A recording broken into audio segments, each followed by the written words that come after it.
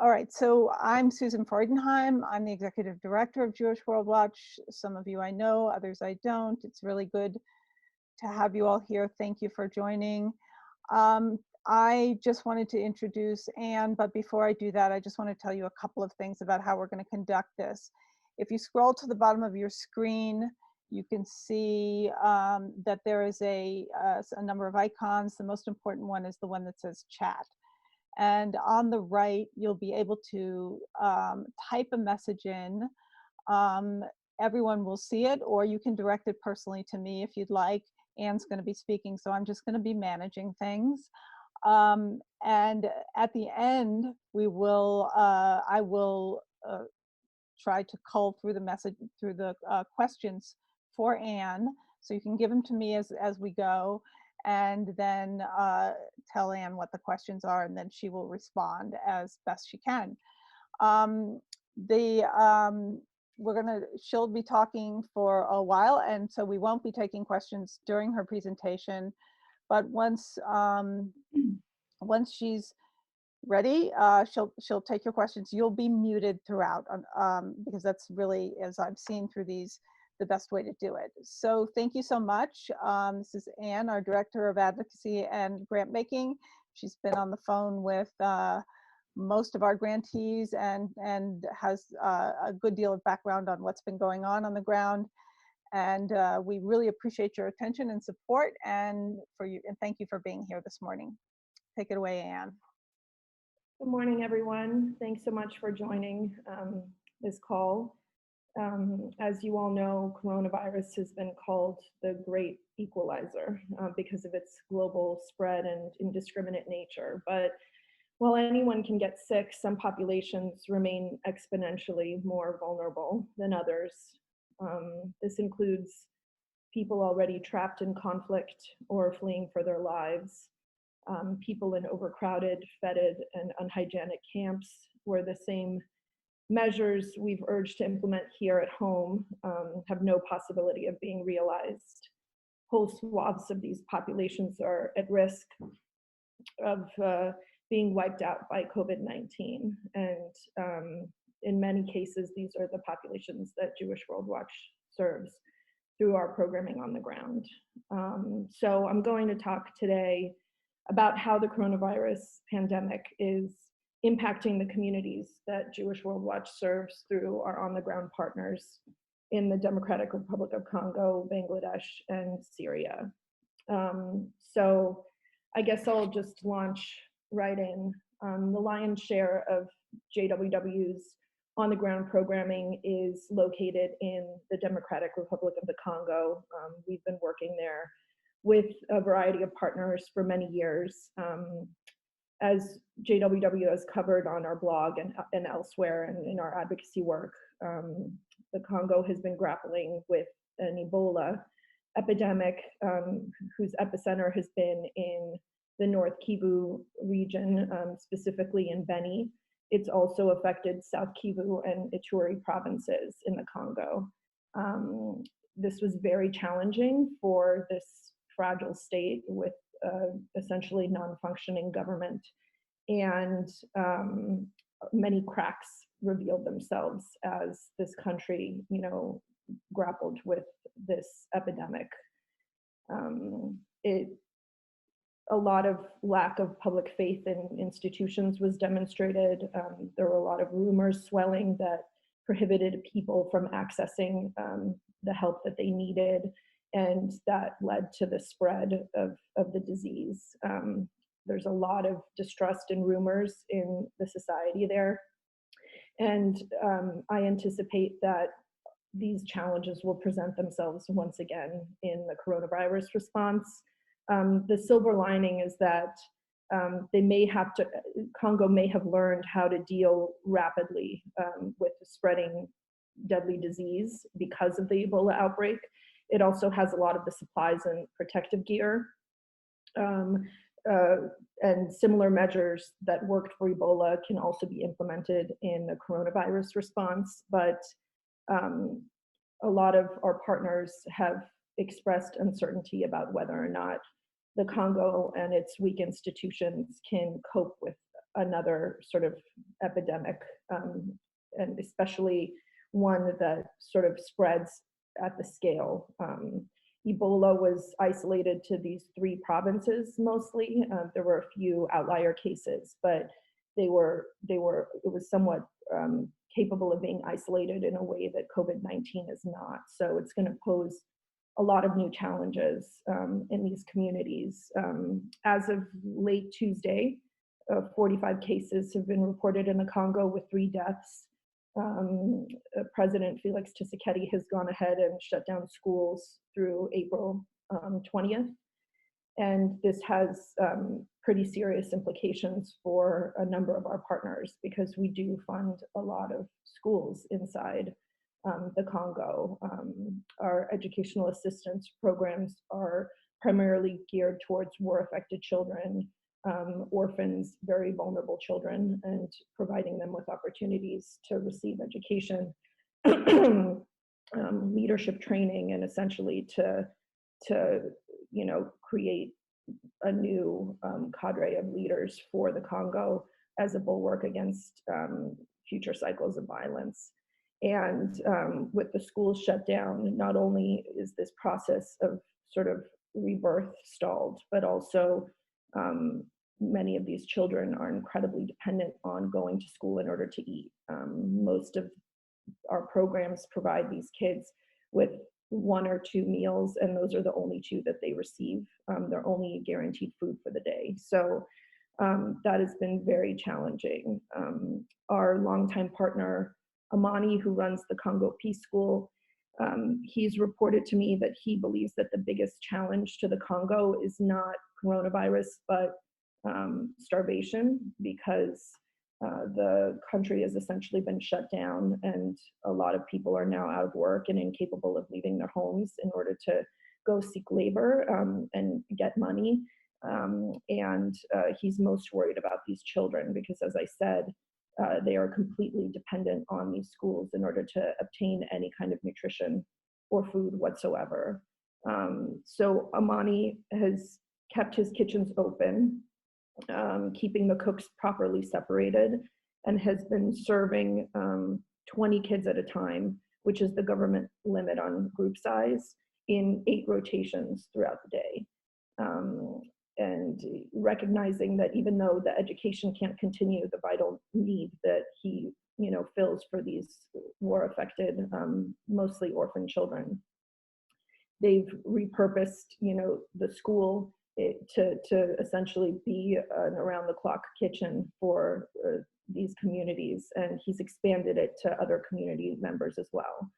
I think it's a primary example about how deeply entrenched our partners are in their communities and how adaptive they are to the needs of these affected populations, where they just have an intrinsic sense of like what needs to happen in order to meet these changing dynamics. Working in conflict settings, you kind of never know what you're going to get. Things could shift very rapidly, and this adaptability is so key. And that's why we have to continue, being engaged and supporting them through these efforts, and allowing them the flexibility to sort of bend to whatever these crises, whether they're conflict related or health related, throw at these populations. Another one of our grantees in the Congo that also runs schools, called Africanude or Angers Nouveau, they've been using phone calls, online services, and radio airtime in order to communicate prophylactic measures to their constituents, and have been doing widespread messaging on hygiene, personal behavior and responsibilities, hope and faith, as a means of supporting their community members psychologically as well in this trying time.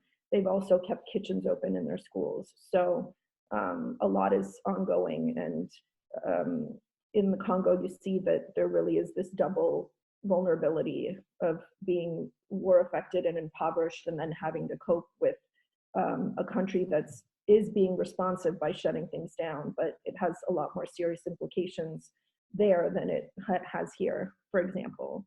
So we're going to continue monitoring that. As I said, there is fear that sort of the systems of governance are going to break down and the healthcare system will break down because of this mistrust. And rumor control is going to be very important in the Congo because that's really what precluded, you know, a quicker solution to the Ebola epidemic there. So we'll be watching that. I'm going to move on to Syria. JWW has been covering the escalating violence in Syria that began at around December of last year, the epicenter of which has been Idlib province in northwestern Syria. There's been just relentless and merciless aerial bombardment, mostly by Russia, an ally of the Syrian regime in this now 9-year conflict. And one of the tactics of war in the Syrian war has been sort of the utter decimation of civilian infrastructure, particularly hospitals. So we're dealing with a situation in Idlib where there are about 1 million freshly displaced people inside the country. Turkey has closed its borders, so they can no longer flee there. It's housing a very huge refugee population already. But you have tons of civilians, mostly women and children, scattered throughout the country, not even in camps, just in the open air, just fleeing for their lives. Now, there was earlier in March, a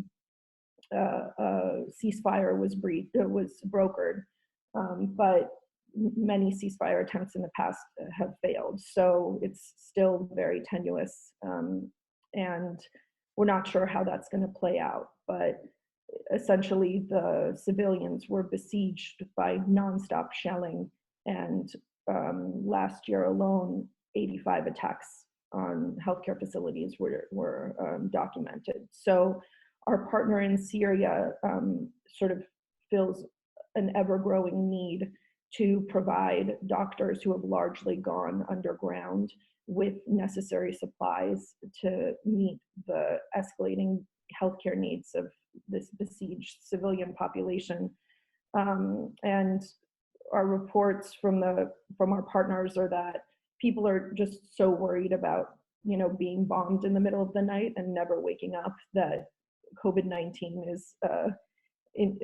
is sort of very peripheral in their minds at this point.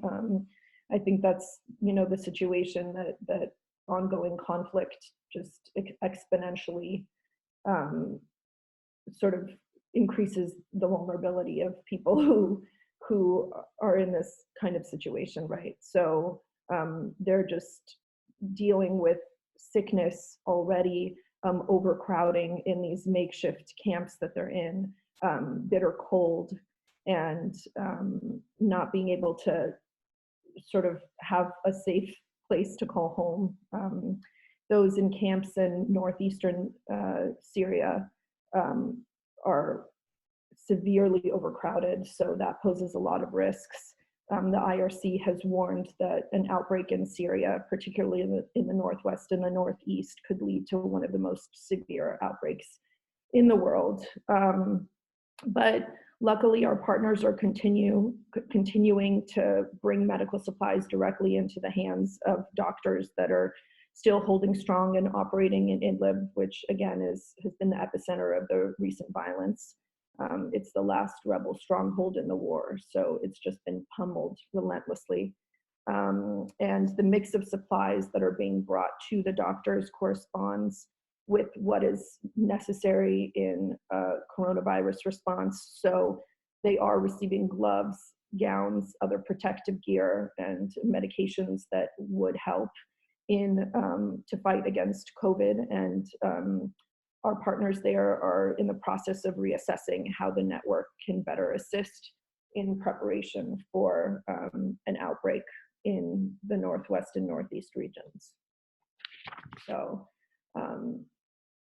I think, especially now, because the healthcare system has been targeted as a method of war in Syria, which of course is a war crime and contravention of international humanitarian law, The fact that we recognize this, Jewish World Watch recognized this ahead of time and sought to meet this need, puts us in a pretty good place to be able to assist these civilians, because the shipments are ongoing and already underway. So these goods are sourced from Turkey right now and do have to cross the border, but we are providing the civilian populations and the doctors with probably the only supplies that they will be receiving right now. So that's a very critical role to play, because this is a healthcare emergency above all else that we're facing. So I'm going to turn to the Rohingya camps right now. The Rohingya, of course, are the subjects of the world's most recent genocide. About 750,000 of them fled from Myanmar to neighboring Bangladesh in August of 2017. And about 1 million of them right now live in squalid, fetid, overcrowded camps in Cox's Bazar, Bangladesh.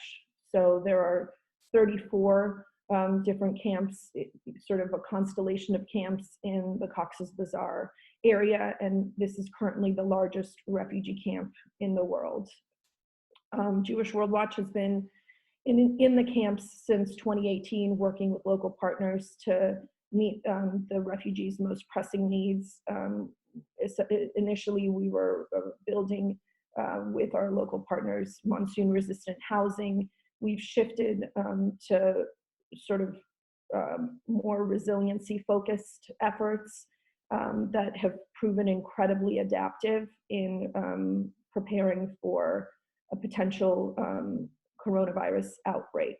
So just kind of the makeup of the camps, the setup, has raised huge fears among the international community of what an outbreak in Cox's Bazar would do to this population.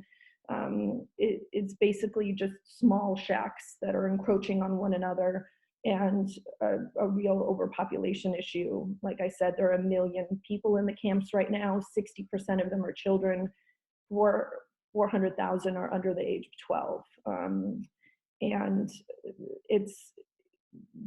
about 60% of the water source there is contaminated. So, the messaging that we've been getting here in the US of washing your hands with warm water and soap, social distancing, isolating, it's decidedly more difficult to implement in this type of environment. So the number one focus right now is getting information out to these refugees so that they can take whatever steps are feasible in this context to protect themselves and their families.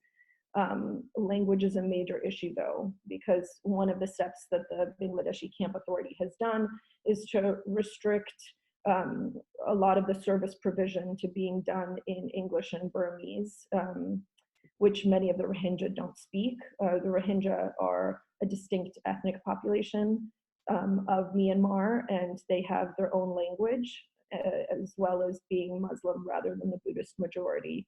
So a lot of the materials that are being produced aren't in the Rohingya dialect, which means that even if leaflets are being disseminated, they're not necessarily being understood by the people that they're supposed to be benefiting, right? So one of the main priorities of JWW's work inside the camps has been to try to right this situation with language. We work with one organization that has found a loophole through which they can teach Rohingya children in the Rohingya dialect. Audiovisual education is, as of yet, not regulated by the Bangladeshi Camp Authority. So our partner organization is essentially setting up projectors in all of its schools and creating new content in the Rohingya dialect so that children can actually learn in their language, in a language that they understand. Most Rohingya do not speak Burmese nor English, and they are being taught by teachers who largely speak neither of those languages as well. So in a situation where information is power and absolutely critical to safety and prevention, sort of dealing with this language situation is absolutely essential. And our partner who runs these schools has gone ahead and created audiovisual programming in Rohingya on COVID-19 prevention, and is widely disseminating this as much as possible. They've also distributed tens of thousands of flyers in Rohingya throughout the camps. And this, again, I can't emphasize how important it is to actually have this information being delivered in the language of the refugees. Our other partner has the only functioning and government-sanctioned radio station inside the camps. It's Radio NAF, and this has become critical because one of the Bangladeshi camp authorities' sort of restrictions on the Rohingya has been to limit their access to internet for about 13 hours a day. So just to kind of provide context of this, Bangladesh willingly welcomed this refugee population to kind of demonstrate its altruism and that it's sort of an international player and you know, just its humanitarian goodwill. But 2 years later, the population of Rohingya inside Cox's Bazar is now at 1 million.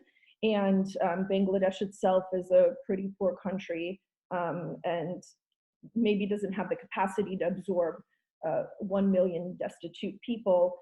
And there have been multiple repatriation attempts brokered between the governments of Bangladesh and Myanmar.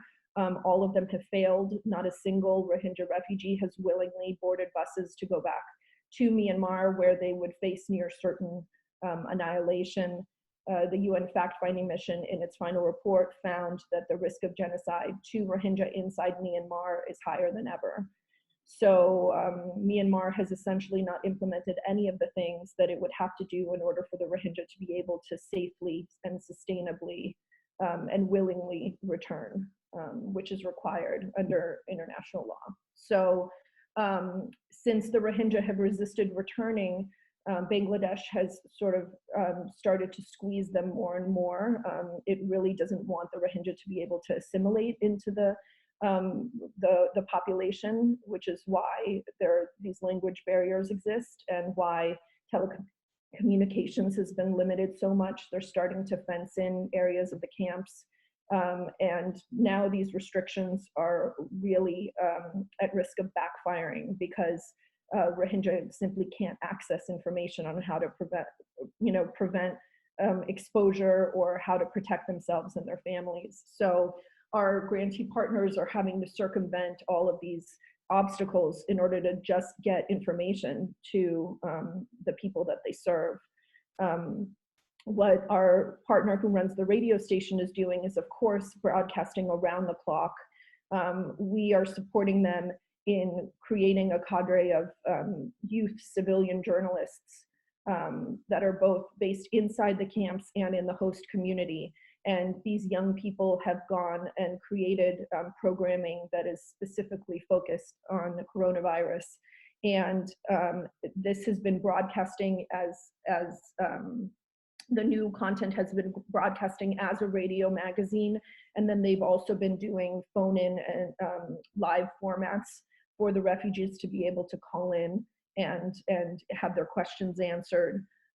Another really sort of adaptive move that they've done is put, loudspeakers on rickshaws and deploy them to all different places throughout the camps. And essentially have been blaring information on coronavirus, and what protective measures you can take around the clock, because all non-essential services have been halted inside the camps. All of the schools have been closed. Many of the NGOs can't even access these places anymore, which, what is that going to mean if cases do start breaking out inside the camps? There are a lot of unknowns, but information is critical right now. So it's really amazing that our grantee partners who were set up to, run schools and run a radio station are essentially at the forefront of getting information to these refugees in a language that they actually speak and understand. I mean, it doesn't minimize the fact that the infrastructure simply does not exist for the Rohingya to protect themselves in the way that they will need to should an outbreak occur in the camps. But, I think that adaptability is critical right now, and our grantee partners are really rising to that challenge. So I just wanted to give a quick note also on the Darfuris that are in the camps in Chad. We, of course, run a perma-gardening program with the Darfuri refugees who escaped genocide in Sudan 15 years ago. And we've been trying to deal with food insecurity issues that have grown since many of the humanitarian aid organizations have pulled out in order to deal with the ever increasing list of humanitarian emergencies, catastrophes the world over. So we have heard from our partner on the ground that right now there aren't any cases in the camps in Chad. There are about 350,000 Darfuris still there. There's been a new influx because of increasing violence in the Darfur region right now inside Sudan, and also a new influx of refugees from Central African Republic, which is also being rocked by intercommunal violence. Our partners on the ground are, disseminating information and trying to prepare those communities as much as possible. But I think that it's important to remember that in a lot of these situations, the impacts are on war. They do not stop in the midst of a global health pandemic. You still are having these refugee flows, you're still having these intercommunal conflicts, you're still having governments perpetrating war crimes, crimes against humanity, against civilian populations, you're still having flight. None of this is gonna stop for coronavirus. And I think that undergirds why it's so essential that we continue supporting our partners in being able to respond not only to the ongoing crisis situations that they're working on, but also to this added factor of a pandemic. These nefarious forces, they don't stop in the face of this new adversary, and that's why we really need to stay engaged and continue to support this agility of our grantee partners. So that kind of concludes what I have to say. I'd love to open it up to questions if anyone wants to know more about any of these specific projects or the situations on the ground. I'll do my best to answer. And we have a couple of questions. One was from Vaughn asking whether Amani in Congo and Neil and Esther, our other partners in Congo, are able to divert the funds that we've been sending them to use for food, or funding that they have to use for food. That's a great question, and to be completely honest, because of how rapidly everything has developed, we haven't been able to actually bring these questions before JWW's grant making committee or the board.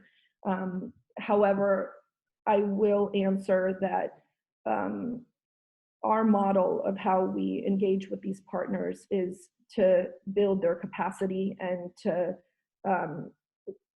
sort of hear from them and learn from them what they need most in order to meet the needs of their populations. So I think that in line with that, it would only make sense that we would support their resilience under these circumstances and their ability to adapt to the changing needs on the ground.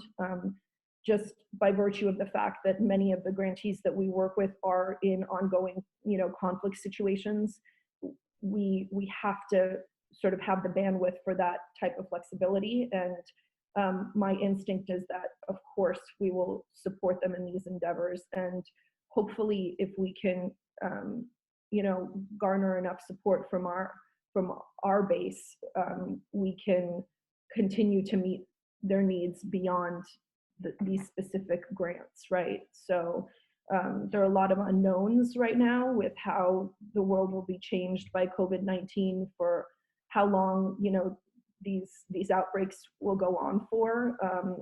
So I think that, yes, we want to be as flexible as possible in terms of the constraints of our project support. And yes, we would love to be able to continue supporting them beyond the timeframes of these specific grants. And I think that's why, JWW really needs our supporters to hang in there and continue, funding these critical projects. I just want to add to what Anne said. Our grants committee is meeting today, in fact, and we'll be discussing in terms of changing needs, and our board will be following up, I'm sure, very quickly. Secondly, we have set up a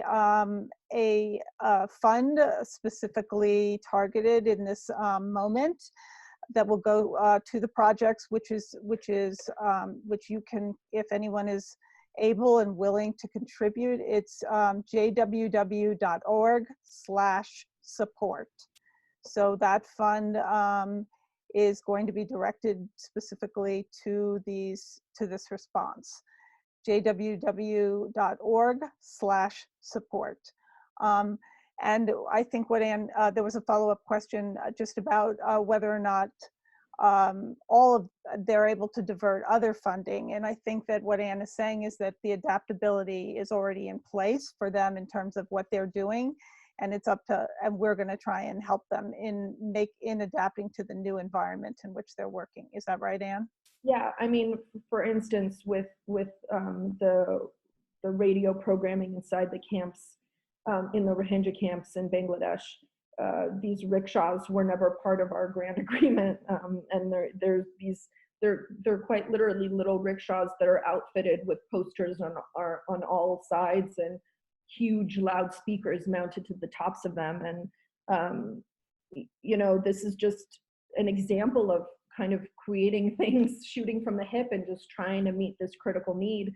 And our partners, turned to me and said, can we do this within the parameters of this grant? And I'm like, yeah, of course, because the primary purpose is for information dissemination and rumor control and building of confidence and faith within the community. So all of that is being served by this sort of new wrinkle. But yeah, it's hard when they have to continue doing what it is that they were set up to do, plus expand. But I think that's the incredible resilience of all of these organizations, that they're so tapped into these communities, and they are just incredibly willing to bend over backwards in order to meet these changing needs as best they can. And I think that it's essential for us to continue upholding them in these efforts. And do you know whether their other funders are being flexible with them, specifically in Congo, but elsewhere as well?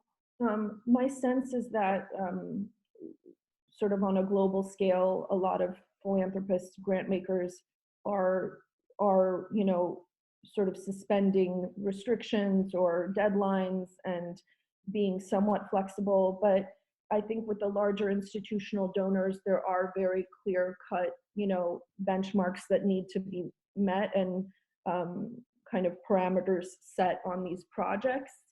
So my sense is that some are being more flexible than others. I think because of the very intimate relationship that we have with our grantees, this constant contact, the fact that we really try to nurture these, who we see as kind of these rock star change makers in these different conflict settings, I think it makes us much more tuned in and capable of bending to meet their needs than other grant makers are. I mean, of course, there are many like-minded institutions out there. I'm not saying that we're, kind of reinventing the wheel, but I think what's really special about JWW's projects on the ground is this closeness and this trust that's built between us and our grantee partners. It really is, I mean, it's so cliche, but there is a familial element to it, where we're constantly communicating with them and trying to adjust things to meet the changing dynamics of these conflict-affected areas. Do you have any information about the Uyghurs? One of our listeners asked. Well, I just got reports about what is particularly happening in the East Turkestan, which is what the Uyghurs refer to as the Xinjiang Uyghur Autonomous Region. And that population, this is the Muslim minority population in China that has been put into internment camps and subjected to Orwellian surveillance state in this region of Xinjiang or East Turkestan, that the situation has just become horrible for them and exponentially more dire than other communities inside China. So it's tough because there's no way of our getting in there. And all we can do is continue to raise awareness of what is happening. There has been legislative movement on behalf of the Uyghurs recently. It's more addressing the forced labor component of what's been coming out of multinational companies sort of benefiting from the forced labor of the Uyghurs.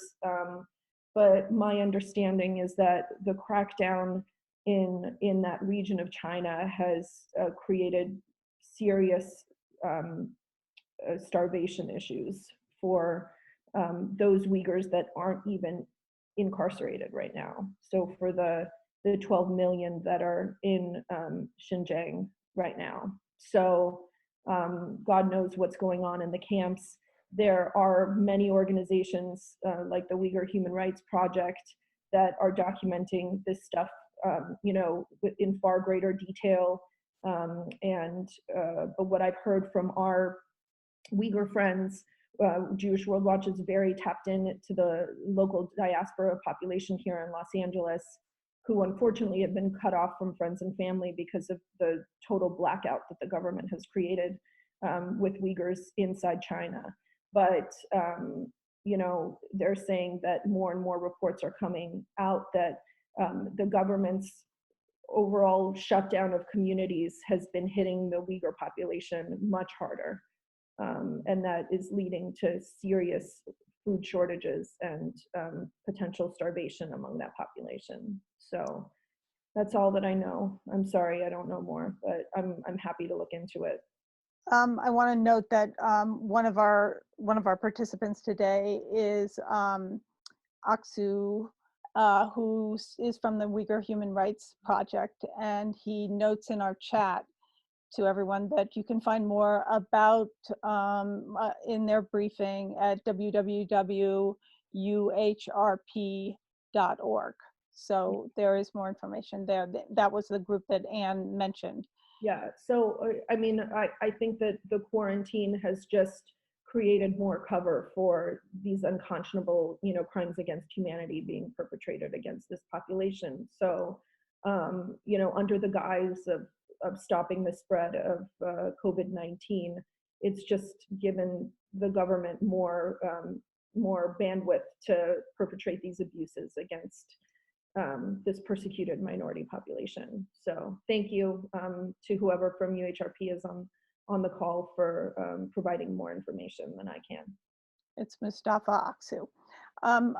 Brenda is asking, how are children being supported in the Congo from public health and whole child perspectives in light of lack of a full recovery from the Ebola crisis? Yeah, that's a very good question. And I think it speaks to, what our partners have communicated are their greatest fears is number one, the ability for this fragile, state to bounce back from dealing with a crisis that literally the last Ebola patient in in North Kivu in Beni was just released earlier this month. So it really is back to back, and you know, the war-affected children of the Congo, a lot of whom are impoverished. This is a huge blow, having the schools shut down, and inability to access, you know, their one guaranteed food source for the day. So I do have to commend President Tshisekedi for responding rather quickly and creating, you know, this quarantine situation, and having, you know, the police on the streets, making sure that people are complying. That of course could go the wrong way very quickly, so we're watching that very closely. But yeah, it's hard because coronavirus, it spreads much quicker than Ebola does. And like I said, Ebola was isolated to 3 provinces, and the coronavirus has the potential of spreading countrywide. So right now, my understanding is that the cases have been isolated to Kinshasa, but again, it could change quickly. I don't think that the government is in a position on a countrywide level to be filling gaps in terms of child protection or providing health services on the scale that would be necessary. So it's gonna have to be in the hands of these incredible upstanders, change makers, leaders like Amani, who Vaughn mentioned, who runs the Congo Peace School. I'm sure Dr. Dennis Mukwege, who's also one of our partners, is going to be very involved in this response. The thing about the Congo is that even though political institutions are virtually non-functional, and kleptocracy and graft and regional, you know, conflict dynamics and all of these things kind of paralyze the country from acting, civil society remains strong. And I think the response is going to lie in organizations such as our grantee partners to meet the needs of their communities. And through sort of this agile, you know, through the agility, through the resilience, the ability to shift, to recognize that needs remain outstanding, even if, you know, there are these quarantine situations, to find loopholes where they can continue providing these life-saving services despite despite these you know, restrictions. It's really gonna fall upon these pockets, these diamonds in the rough, I think, to help these countries out of this situation. I have one more question, unless anyone else, oh no, I have 2 more questions now. One of them is, have you been in touch with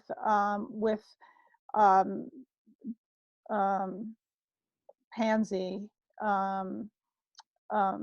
Mukwege's operation, or other partners on the ground who work with, say, child soldiers and others that we have? Have you been able to reach them? I haven't been able to, Susan, I know that you spoke with Pansy. I don't think that the ventilators are there, just from what I know.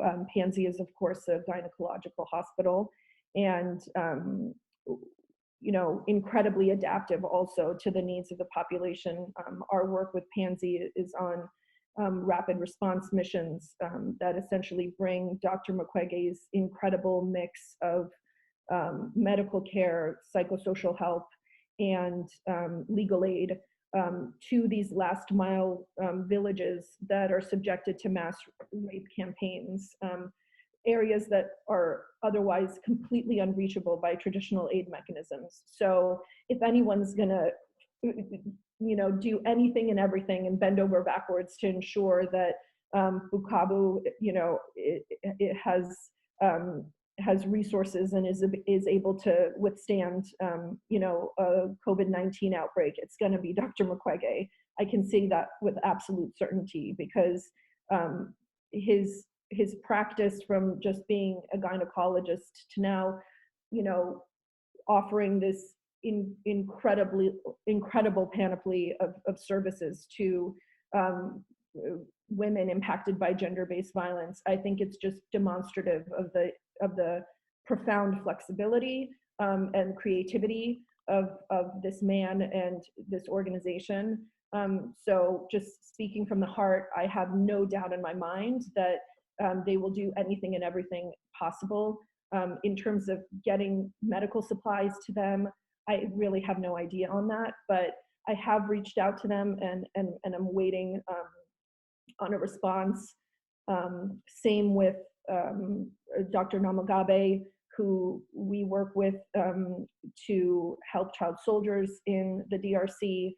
He actually goes out with his team to negotiate for the release of child soldiers from armed groups in the bush throughout the Congo. So, and then he brings the children back to sort of rehabilitation centers and either reintegrates them to their families and communities, or provides them with education and vocational training until they reach maturity and are capable of reintegrating into communities as productive members of society.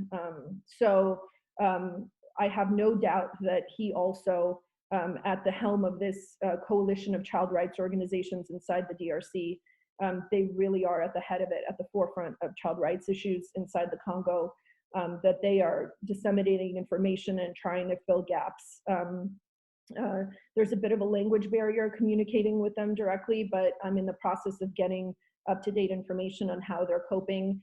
But again, an incredibly resourceful, innovative partner that has put his life at risk and on the line for every single one of these negotiation efforts, is just completely impassioned and devoted to these child soldiers. So no doubt in my mind that they will adapt, you know, incredibly well to these circumstances. But again, that means continuing to support them, not just now, but as long as this, you know, pandemic continues to have effects within these countries. So yeah, I mean, I fully understand that everyone in this call has had major life changes happen as a result of coronavirus, and you know, we've all had to make concessions, but these vulnerable populations and